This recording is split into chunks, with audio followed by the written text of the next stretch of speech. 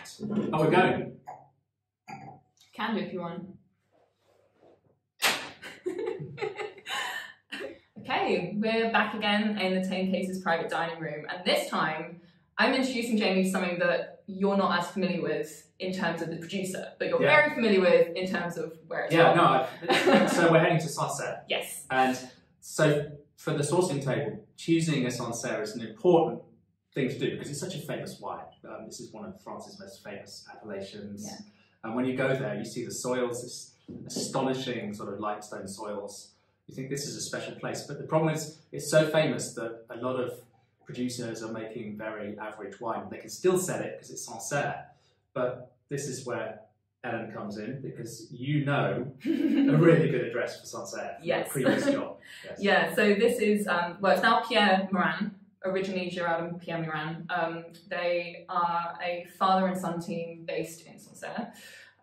Really historic old family estate, but never really sort of making waves previously, mostly due to the fact it's about only 1.5 hectares when Gerard took over 20 years ago now.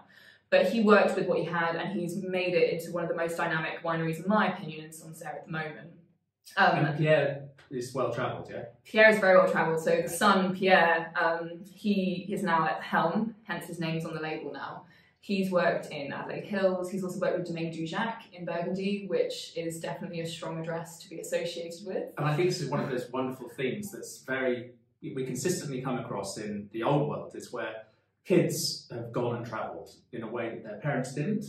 And they're kind of visiting the right places, doing vintage in the right places, where they come back and they actually then are in a position to fulfil the promise and the potential of these great terroirs. Yeah. And this is Cayots, is the sort of limestone they've got there. And this is like small fragments of limestone mixed with some clay as well. And it's just an astonishing terroir. So it's incredibly special, and for quite a long time it's something that wasn't really necessarily focusing on itself. The fact that Pierre's worked in Burgundy I think is really telling here, because the Ovide cuvée comes from their oldest plot that was planted in the 1950s.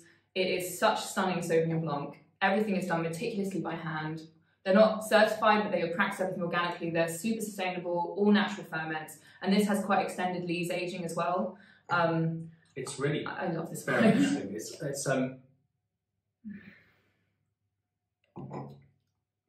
sort of transcends Sauvignon Blanc, and it's got this astonishing texture that's kind of like fine-grained.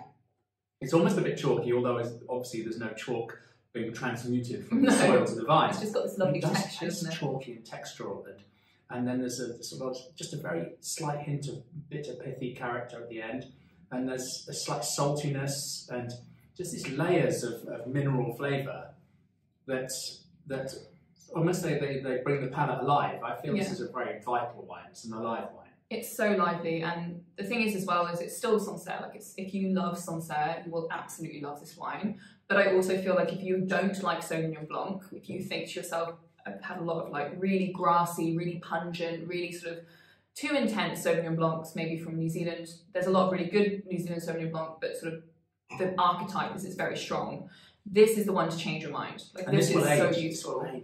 Really well as well, I think. This is a sort of wine. And this is 2018. It's still a baby, but it will 100%. It will age so well. But it's drinking so well now.